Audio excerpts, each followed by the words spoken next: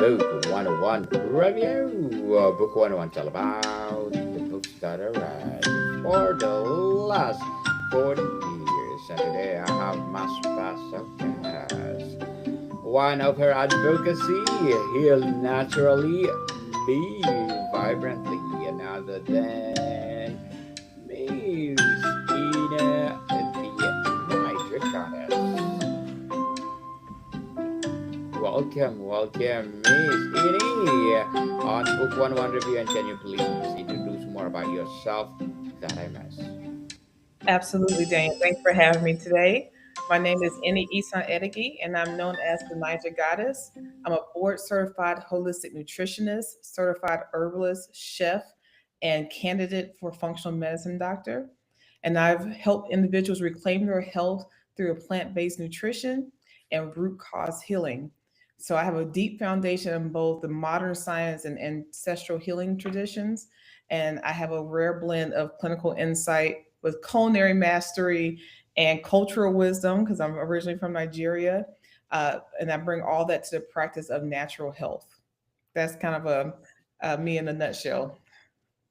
Natural health. Well, thank you so much for sharing your knowledge and wisdom to the world, Miss Ini. Thank And you. today, let's talk about why most people struggle with healthy eating and how to fix it, of course. And we're often told healthy eating is a matter of willpower. Why is it this misleading and ultimately unhelpful way to frame the challenge? What are the deeper, more significant barriers? That's such an excellent question, Daniel. It is absolutely not a power of willpower in most cases. In our world, particularly in Western society, the rise of convenience foods and engineered foods and lab made foods are on the rise. And people are so far away from like farm to table and how their food is and how it's processed, where you actually have careers of people who are food chemists, where they are being hired by companies to um, make foods addictive. What I like to tell my class is there's no food in nature, no natural food in nature that combines fat, salt, and sugar all in one thing. But in most of the foods that are marketed to people, fat, salt, and sugar are all combined, making it highly, highly addictive. And that's where willpower goes out the door because it's been engineered for you to want them and to continue to buy them and be a customer for life. So that is what people are fighting. And that's why eating whole natural foods, single ingredient foods is the key to all that because you can get rid of all that mess and willpower's out the door and you can actually reclaim your health and your body can actually heal itself naturally as it is designed to do. And as a person that used to be almost 400 pounds and really struggled with so many health issues, understanding the power of food as medicine has been totally revolutionary. And that's why I make it my loving duty to teach this knowledge for free to the masses so people can know that they can reclaim their health, that their health journey is their own. You cannot put your health in your doctor's hand. You have to own your health and your health decisions. So having this kind of knowledge makes it easier for people to say, it's not a willpower thing. I can make an informed choice and eat better, wholesome, nutritious foods and get the life that I want so I can actually live life and not just go through life. Interesting, Miss Ini. And how much of the struggle is due to our modern food environment versus our own psychological and habits? Well, I believe they go hand in hand. I believe the marketing and contributes to the psychological factors and then how people are raised now, like I said, in this convenient society. So I think they go hand in hand. I don't think you have one without the other. And I think that's why we have an epidemic of cancers and an epidemic of obesity and an epidemic of any disease, you name it, has been skyrocketing the more processed and ultra processed foods and drinks are put out on the market and given to you as a convenience item or subsidized even so they're even cheaper to purchase than whole nutritious foods. So that's really what's going on. Yes, definitely. They are rampant everywhere. Yes, they have. Processed food. Yes. With so much conflicting nutritional advice is analysis paralysis. A major reason people give up where before they even start. Yes. Very true. And So without, oh, go ahead. So why do people like low carb, keto, vegan, or other form of dieting are not successful? Well, first I'll just say diet is anything that you put in your mouth and swallow. That is your diet. So I don't like to lump labels on things, and most diets are fads. So if you want true healing and a true change, it has to be a lifestyle change. So if you want to put yourself in the camp of vegan, plant-based, carnivore, omnivore, flexitarian, whatever, that is your prerogative. But at the end of the day, what you put in your mouth is your diet. That's what diet actually means from a nutritional standpoint. So I'll just start there. Now I do come from a plant-based perspective, but and as a vegan, a whole food plant-based vegan, I'm not going to shame or shun somebody that chooses to consume animal products. And then it doesn't mean that you can't be healthy consuming a moderate amount of animal products. That it doesn't mean that I just don't choose it for my life. The main thing is that everybody can agree you need more fiber, you need more micronutrients, you need to eat more fresh fruits and vegetables. So whatever diet style or type you subscribe to, it doesn't that doesn't really matter as much as making sure that not that you only have your macros, but you have your micronutrients that you need and your fiber intake that you need to be healthy, because that's what our gut microbiome requires. Microbiome for sure. We need that, people. And many people believe eating healthy is inherently more time consuming and expensive. Is this perception accurate? And what are the smartest ways to overcome these practical hurdles? Well, I absolutely don't believe it, so much so that I actually just wrote a book about food prep, learning how to do it. And so I co-own the number one vegan restaurant in Charlotte, Love and Action Cafe. In addition to our services as a full service restaurant, we do catering and meal prep, of which I do lots and lots of meal preps. And one of the number one questions I get from customers and people who attend my nutrition classes is, I don't know how to cook for myself. I don't have time. If you cook for me every day, I would just do it. I could just eat like this. I don't know how to do it myself, because this seems so daunting and overwhelming, because they don't have home economics in schools anymore. People aren't teaching how to cook whole foods at home. Everything's grab and go or DoorDash or a takeout. So people are getting away from learning how to cook wholesome meals. So I focus on uh, creating quick, easy, delicious, and nutritious meals that anybody at any skill level can make. And so much so that, like I said, I wrote a book on how to do food prep. So you can prep for 1 day, 3 days, 5 days, 7 days, and really help yourself, because the more you eat at home, the healthier you'll be, without question. Yes, no fast food, people. No fast food. I don't Well, want. I do teach that, to live when you talk about a lifestyle change, so it's not so rigid, so it's realistic, that 80% or more of the time should be your staple foods. And then 20% or less of the time should be your indulgences. So it's not that you can't ever have whatever it is that you like ever, but instead of you having it every single week, have it maybe once a month or once a quarter, and make your staple foods your staples, your truly your staples. And the problem where people get into sometimes is that things that are on the indulgent side are actually staple foods instead of something that happens every once in a while. So if people can just reframe their mind around that, and so that way they don't, there's no guilt associated with that, then things come out a lot better. Unhealthy foods are often engineered to be hyper palatable. How can we retrain our palates to find naturally healthy food just as satisfying? That's such a great question. And the beautiful thing about that is that every 2 to 3 weeks, Daniel, we get brand new taste buds. every 2 to 3 weeks. So if you're trying to embark on your eating healthy journey, or you're not used to eating healthy, nutritious foods because you've been eating the foods that have been engineered, chemically engineered to make you addicted to them, and it dulls your natural taste buds, that's okay. Be kind to yourself. Give yourself 2 to 3 weeks of eating new foods, and then your body and your microbiome will love it, and then you'll start to crave those foods. So it doesn't take very long for your tastes to change. So that's the great thing about it.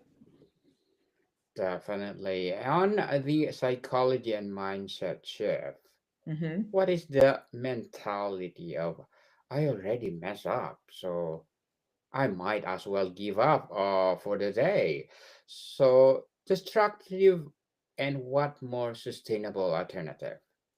Yes. So it's falling off the wagon will happen at some point in time, and that's okay. Just get back up. And instead of saying, well, I already messed up, so I might as well do this, just make it up at the next meal. If you had an indulgent lunch, then get back on your staples at dinner. Hold yourself accountable to that, because that way the whole day is not lost. It's okay to go off track, but you know how to get back on track. It's when you give up the whole day and say, okay, well, I'll get better tomorrow, and then tomorrow never comes. Just say, okay, I went the extra mile, that wasn't trying to go for this particular meal. My next meal, I'm going to do better, and do that. And that way it's a lot easier for yourself. There's no guilt there. There's an acknowledgement that you chose to have an indulgence. It was purposeful, and now you're going back to your staples. How can someone move thinking of, let's say, eating processed food from healthy food? How do retrain their taste buds? You start off by finding things that you like first. So if whatever you're eating in terms of the convenience food, find the whole food version of that and either make it yourself. That's the ideal way. Have a friend come and help you. Ask the community. People like to help. If you're saying, "Hey, I really like to eat fast Japanese food," you can go to the grocery store, you can buy some carrots and some broccoli and some rice and some tofu, for example, and do a stir fry. And if you don't feel confident in the kitchen initially, ask a friend for help. Have a part, make a thing of it. Have someone come over and say, "Hey, tonight we're all eating healthy," or you can do it virtually. Everyone can hop on Facebook or Instagram and go live together and say, "Hey, we're going to try this new recipe together." So you don't have to feel stuck. You can make it exciting. You can invite people to help you be a witness on your journey. And people, success lights witnesses. So the more you do better, and the more you're seen as a leader, people are going to be curious and want to do the same thing. So it's not something that should you should be afraid of. It should be something that can be seen as an adventure that you want to try, and you can do it by yourself, or you can include friends and family. Yes, for sure it will be adventure. For many, food is primary coping mechanisms for stress. What are the first steps to taking to breaking these connection and finding non-food ways to manage emotions? Such a great question. The first thing is awareness. There's a lot of people that just eat mindlessly and don't really realize the connection between what they've eaten and how they feel and how they think and their energy levels. The first thing is to start to pay attention to how do you actually feel, and your body's always communicating with you, but most humans now don't understand the language that the body is communicating. So if you eat a particular food or have a meal, and an hour, 2 hours later you're hungry or you're tired or sleepy, that's telling you probably had a blood sugar spike. It was not good for your body, because at the end of the day, food is fuel. You should feel energized. You should feel light after you have a meal. You should not feel heavy and sleepy or anything like that. That is a sign that whatever you ate is not ideal for you, or whatever was on your plate was not in the proper proportions. So the first thing is to have that awareness of, okay, when I consume this, this is how I feel, and take note of it. So not just noticing your energy habits, but noticing your digestive habits. Are you eliminating daily? Because if you're eating every day, you should be eliminating every day. How is your sleep? When the what you're eating throughout the day, And your hydration level, are you having deep quality sleep? Because they all go hand in hand. So not just from a physical or physiological standpoint, but from an emotional and psychological standpoint, you have to be aware of those things so that you can start to make the change and not to be disconnected and just eat mindlessly. That would be the number one key for sure. What does behavioral science tell us about most effective way to build a new healthy habit so it becomes automatic rather than a constant battle? Yes, well, at the baseline, they will say a new healthy habit takes a minimum of 19 days of consistency. And then you'll have other reports that'll say if you do it consistently for 56 days, then it's really locked in. So I would say start with that. Do anything that you do consistently and then you hold yourself accountable to, you'll make that change. And going back, you won't want to.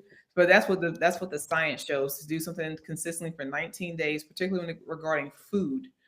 19 days of food consumption that you want to be for the better, that your body will like it. You will gain the gut microbiome to support that food, and then your body will want that food and know how to handle that food. So that's where I will start. Well, thank you for that empowering answer, Miss Edie. So tell us, as a board certified holistic nutritionist, chef, and naturopathic, what are your short term and long term goals?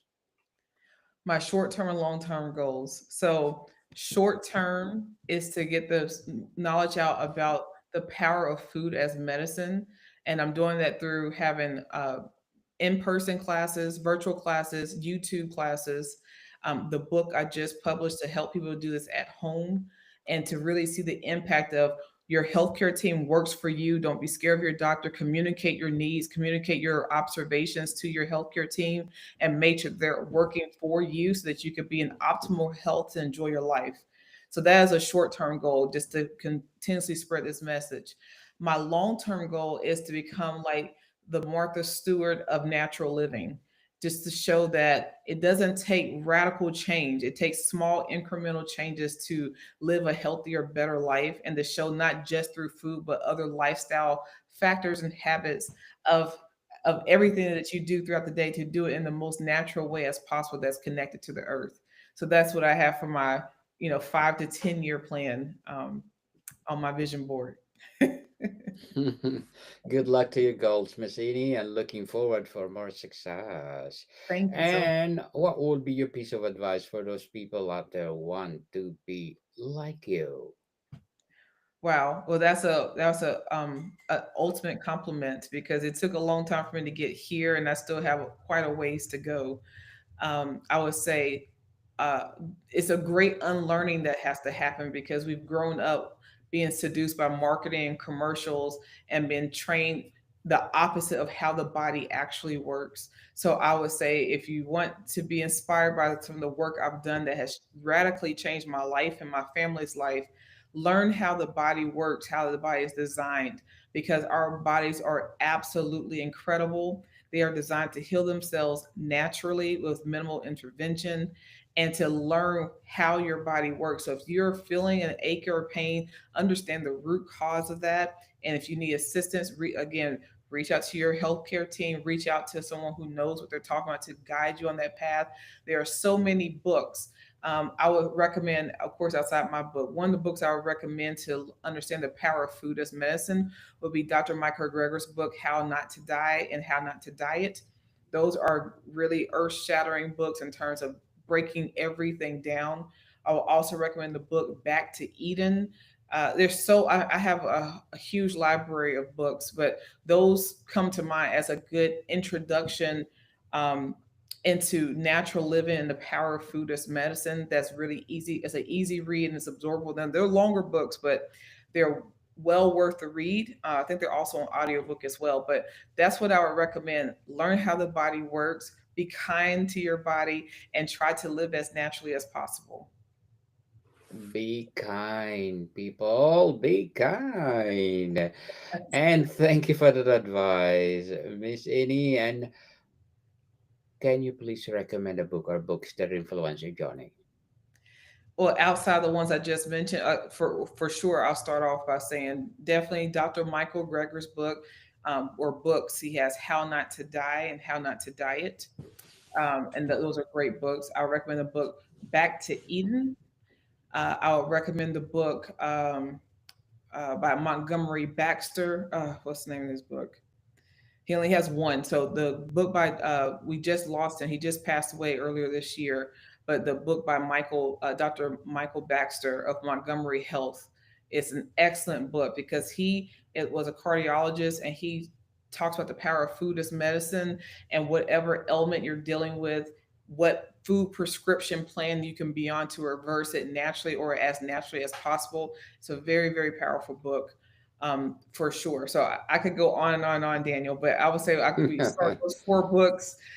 You'll be in good hands. And if you add on the Naija Goddess, Nourished by Naija book, you will have a great footing to get yourself started, for sure. Definitely. And thank you for that recommended books, Miss Ini. And before Yeah, we wrap up our discussion for today, I'm inviting you to please do listen to my other podcast, people, my other podcast, because my abstract essay is already in fifth season. Abstract poetry in second season. I'm a book 101 review in fifth season too.